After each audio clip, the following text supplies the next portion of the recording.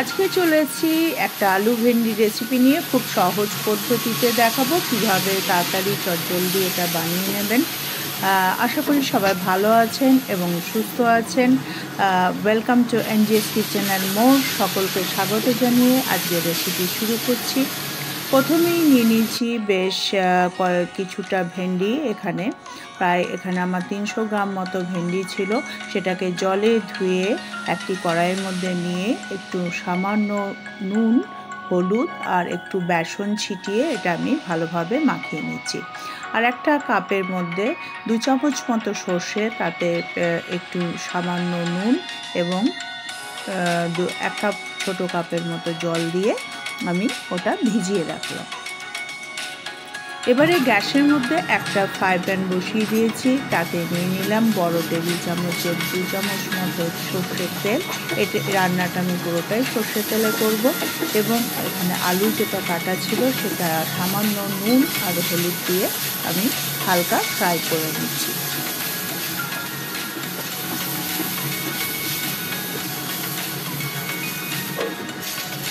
একটু ঢাকা দিয়ে দিলাম, কারণ আমি যাতে এটা হালকা 50% মতো 50-60% মতো সিদ্ধ হয়ে যাবে ফ্রাই করার সময়। এটা যখন হালকা ব্রাউন হয়ে গেছে, ওই প্যানের মধ্যেই আমি 1 চামচ মতো আরও একটু সর্ষের তেল দিয়ে দিলাম। তাতে দিয়ে দিলাম 5 ফোড়ন এবং কাঁচা লঙ্কা। দিয়ে দিচ্ছি 2 টেবিল চামচের মতো কুচানো পেঁয়াজ এবং একটা ছোট টমেটো পিস পিস করে কাটা। এবারে দিয়ে দিচ্ছি যে ভেন্ডিগুলো আমার বেসন, নুন, হলুদ মাখানো ছিল সেগুলো প্যানের মধ্যে দিয়ে দিলাম এবং এটা ভালো করে নাড়াচাড়া করছি।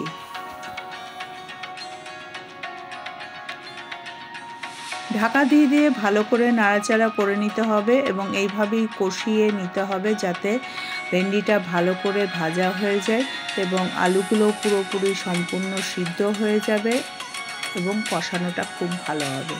আরও দিয়ে দিচ্ছি 1 চামচ, ছোট চামচের 1 চামচ মতো নুন।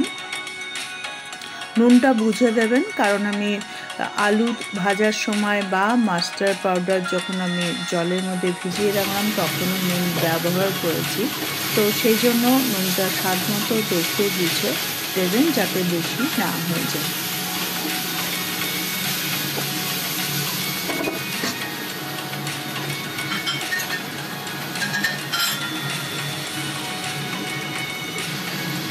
এবারে দিয়ে দিচ্ছি যে সর্ষের গুঁড়ো পাউডারটা আমার ভেজানো ছিল কাপের মধ্যে, সেইটা আমি ছেঁকে জলটা রেখে দিয়েছিলাম। সেই জলটা আলু আর ভেন্ডির সাথে ভালো করে মিক্স করে আমি সিদ্ধ হওয়ার জন্য ঢাকা দিয়ে দিলাম। মধ্যেখানে আমি ঢাকা তুলে আবার নাড়াচাড়া করে দিচ্ছি এবং যতক্ষণ না ভালোভাবে সিদ্ধ হচ্ছে ততক্ষণ এটা হতে থাকবে। এবং জল সেইভাবে আমি ব্যবহার করিনি, শুধু সর্ষের যে জলটা সেটাই এখানে ব্যবহার করেছি। এটা খেতে খুব সুন্দর হয়, গরম ভাতে বা রুটিতে খুব ভালো যায়। দিয়ে দিচ্ছি 1 চামচ মতো পোস্ত বাটা। এটা কিন্তু যখন আলু আর ভেন্ডিটা প্রায় সেদ্ধ হয়ে যাবে সেই মোমেন্টে শেষের দিকে আপনারা এটা দিতে পারবেন।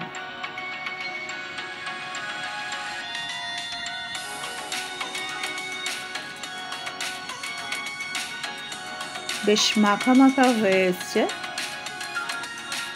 আবার একটু ঢাকা দিয়ে দিলাম।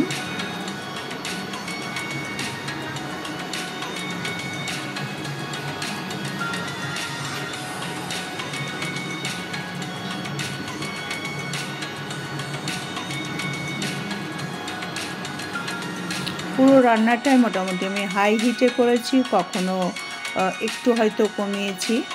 পুরো রান্নাটায় ম্যাক্সিমাম টাইম আমার হাই হিটেই ছিল এবং শেষের দিকে হয়ে গেছে, আমি ইন্ডাকশন বন্ধ করে দিলাম। এবারে আর একটু ভালো করে মাখিয়ে নিয়ে আমি এটাকে ঢাকা দিয়ে রেখে দেবো। আশা করি সকলের রেসিপিটি ভালো লাগবে এবং একটা কমেন্ট করে জানাবেন কেমন লাগলো। নমস্কার।